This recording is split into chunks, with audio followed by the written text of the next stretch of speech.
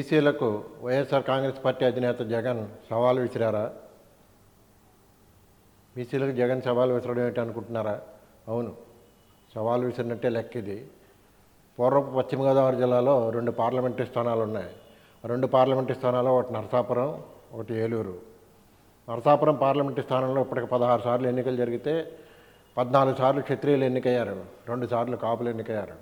ఒక ఆయన చేగుండ హరిరామ్ జోగయ్య, ఈ మధ్య రోజు ఉత్తరాలు రాస్తున్నారు కదా, ఆయన పవన్ కళ్యాణ్కి ఉత్తరాలు రాసే ఆయన చేగుండ హరిరామ్ జోగయ్య ఒక ఆయన. ఇంకొక ఆయన మళ్ళీ పవన్ కళ్యాణ్ పార్టీలో చేరబోతున్న కొత్తపల్లి సుబ్బారెడ్డి. వాళ్ళిద్దరు కాపులు ప్రతినిధులుగా 2 సార్లు ఎన్నికయ్యారు, ఇద్దరు చెరుకోసారేను. మిగిలిన అన్ని సార్లు కూడా 14 సార్లు కూడా క్షత్రియులు ఎన్నికయ్యారు. దాంట్లో బలరామరాజు గారు 2 సార్లు ఎన్నికయ్యారు. అలాగే ఎంటీ రాజు గారని మనకి senior IAS officer, Andhra Pradesh chief secretary చేసిన ఆయన, అరెస్ట్ వేళ ఆంధ్రప్రదేశ్ చీఫ్ సెక్రటరీ చేసిన ఆయన ఒకసారి ఎన్నికయ్యారు. కనుమూరి బాపిరాజు గారు ఎన్నికయ్యారు 3 సార్లు. మొన్న తాజాగా వైఎస్ఆర్ కాంగ్రెస్ పార్టీ తరఫున రఘురామకృష్ణరాజు గారు ఎన్నికయ్యారు. గోకరాజు గంగరాజు గారు ఒకసారి ఎన్నికయ్యారు. ఇలా చెప్పుకుంటూ పెడితే అది క్షత్రియుల స్థానం. అది అటువంటి స్థానంలో తొలిసారిగా మొట్టమొదటిసారిగా జగన్ ఒక ప్రయోగం ఏంటంటే బీసీ మహిళకి ఇచ్చారు. బీసీకి ఇవ్వడం ఒక ప్రయోగం అనుకుంటే మహిళకి ఇవ్వడం రెండో ప్రయోగం. బీసీ మహిళకి ఇచ్చి అక్కడ ప్రయోగం చేశారు. ఆవిడ గూడూరి ఉమాబాల, ఆవిడ న్యాయవాదికి గూడూరి ఉమాబాల అనే న్యాయవాదికి ఆవిడ రాజకీయాల్లో చురుగ్గా ఉందో లేదో తెలియదు, కానీ ప్రస్తుతం మాత్రం తెర మీదకి వచ్చారు ఉమాబాల. అయితే మంచి పేరున్న న్యాయవాదిగా మాత్రం అందరికీ సుపరిచితురాలు. ఉమాబాలకి ఇచ్చారు. బీసీ ఆవిడ గౌడ సెట్టిబిల్జ సామాజిక వర్గానికి చెందినవారు. అలాగే ఏలూరు తీసుకుందాం. ఏలూరు ఇప్పటివరకు జరిగిన అన్ని ఎన్నికల్లోనూ కూడా తొలిసారి 52లో ద్విసభా నియోజకవర్గంగా ఉంది. అందుచేత అటు ఇటు కూడా ఉన్నారు. మిగిలిన అందరూ కూడా ఒకసారి వైశ్య, ఒకసారి మొన్న తాజాగా మన వైఎస్ఆర్ కాంగ్రెస్ పార్టీ తరఫున పోటీ చేసిన శ్రీధర్ వెలమ, కోటగిరి విజయధర్రావు అబ్బాయి, వెలమ కమ్యూనిటీ చెందినవాడు. వీళ్ళిద్దరూ తక్కిన అన్నిసార్లు అది కమ్మ స్థానం కింద వచ్చింది. కమ్మవారి ప్రాతినిధ్యం వహిస్తూ వచ్చారు. ఇప్పుడు ఈ 2 స్థానాల్లో కూడా అక్కడ కూడా మళ్ళీ బీసీ ప్రయోగం చేశారు. అక్కడ బీసీ ఎవరయ్యా అంటే తణుకు ఎమ్మెల్యేగా ఉండి ఇంతకుముందు మంత్రిగా చేస్తూ ఉన్నప్పుడు మంత్రిగా ఉన్న కారుమూరి నాగేశ్వరరావు గారు అబ్బాయి కారుమూరి సునీల్ యాదవ్, ఇతను విదేశాల్లో చదువుకుని వచ్చాడు, ఉన్నత చదువులు. అతన్ని ఇప్పుడు ఇక్కడ ప్రయోగం చేశారు. అంటే అక్కడ ఉన్న 2 స్థానాల్లో ఏలూరులోని బీసీకే ఇచ్చారు, నరసాపురంలోని బీసీకే ఇచ్చారు. ఇది ఒక కొత్త ప్రయోగం, ఇప్పటివరకు ఎవరు చేయలేని ప్రయోగం.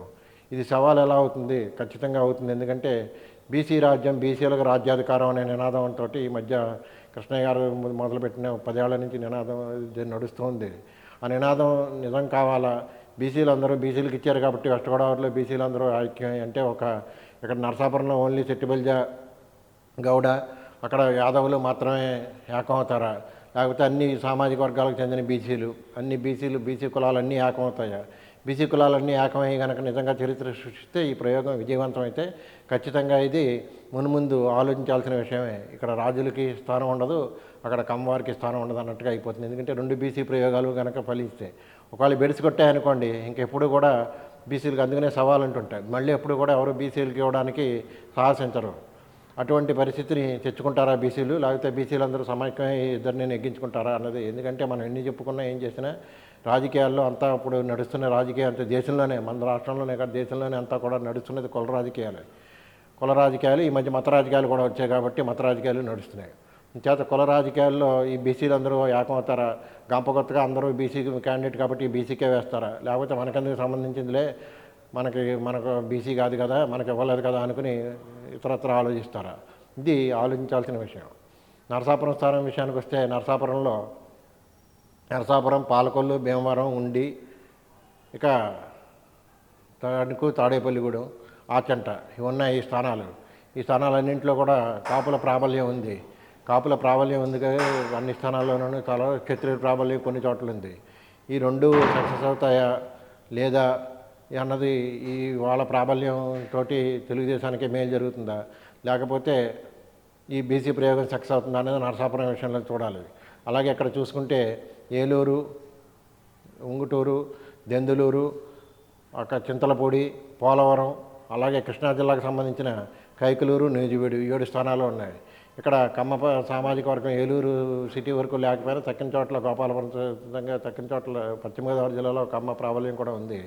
ఎందుకంటే ప్రాబల్యం వారి సంఖ్య ఎలా ఉన్నా సరే కూడా వాళ్ళకి ఆధిపత్యం అనేది నడుస్తుంది పశ్చిమ గోదావరి జిల్లాలో. ఇండస్ట్రీస్ ఉన్నాయి. కొంచెం కంపారిటివ్లీ తూర్పుగోదావరి జిల్లాతో పోలిస్తే వాళ్ళు కృష్ణా గుంటూరు జిల్లాలకు దగ్గరగా ఉన్నారు కాబట్టి ఆ విధమైన ఎంటర్‌ప్రెన్యూర్‌షిప్ కూడా అక్కడ ఉంది. అందుచేత వాళ్ళ ప్రాబల్యం ఖచ్చితంగా ఉంటుంది. వాళ్ళ ప్రాబల్యంతో తక్కిన బీసీలందరూ చీలి వాళ్ళని నెగ్గిస్తారా, లేకపోతే బీసీ ప్రయోగం జగన్ చేసిన 2 బీసీ ప్రయోగాల్లో ఏదో ఒక చోటైనా మనమైనా ప్రయోగం చేద్దామని తెలుగుదేశం ఆలోచిస్తుంది. ఎందుకంటే ఇంతవరకు తెలుగుదేశం ఈ 2 స్థానాల్లోనూ కూడా సీట్ని ఖరారు చేయలేదు. రఘురామకృష్ణరాజు గారికి సీట్ ఎవరు ఇస్తారనేది ఇంకా తెలియదు. తెలుగుదేశం ఇస్తుందా, బీజేపీ ఇస్తుందా, ఇద్దరు ఎవరు అన్నది కూడా ఇంకా స్పష్టంగా తెలియట్లేదు. కాబట్టి నరసాపురంలో క్షత్రియులకే ఉంచుతారా, రఘురామకృష్ణరాజు ఉంచితే రఘురామకృష్ణరాజు గారికే ఇస్తారా, లేకపోతే ఇంకెవరికైనా ఇస్తారా? అలాగే ఏలూరులో మళ్ళీ కమ్మవారికే ఇస్తారా, లేకపోతే వేరే ఎవరినైనా బీసీ ప్రయోగం చేస్తారా? ఇది తేలాల్సి ఉంది. ఈ 2 కనుక జరిగితే కనుక ఖచ్చితంగా ఇది బీసీలకు సంబంధించిన ఒక రకంగా చెప్పాలి అంటే ఇది ఒక సవాల్. ఈ 2 కనుక స్థానాలని కనుక వాళ్ళు నిలబెట్టుకోరా? ఇక ముందు రాజ్యాధికార నినాదాన్ని కంటిన్యూ చేయాలి అంటే ఇక్కడ ఫలితాలు చూపించరా? అంతకుముందు 2019లో మరొక ప్రయోగం జరిగింది. అది రాజమండ్రి పార్లమెంటరీ నియోజకవర్గంలో మొట్టమొదటిసారిగా ఒక బీసీ అభ్యర్థి మార్గాన్ని భరతరాంకి ఇస్తే ఇక్కడ బీసీ అభ్యర్థిగా విజయం సాధించారు. అది బహుశా ఆ స్పందనతోనే అనుకుంటాను. ఇప్పుడు రాజమండ్రి అసెంబ్లీకి సంబంధించిన అర్బను రూరల్ కూడా ఇద్దరు బీసీలే అయ్యారు. అలాగే పార్లమెంటరీ స్థానానికి కూడా మరొక బీసీ అభ్యర్థి డాక్టర్ గూడూరు శ్రీనివాస గారు. అంటే ఏంటంటే జగన్ ఇప్పుడు దీన్ని బట్టి ఆలోచిస్తుంటే పూర్తిగా బీసీలని ఓన్ చేసుకునే పరిస్థితుల్లో ఉన్నాడు అన్న స్పష్టంగా తెలుస్తుంది. జగన్ ఓన్ చేసుకుంటే బీసీలు ఓన్ చేసుకుంటారా లేదా అన్నది మాత్రం రేపు ఫలితాల్లో తేలాలని చెప్పి అందుచేతనే దీన్ని బీసీలకు జగన్ విసిరిన సవాల్గా చెప్పుకోవచ్చు.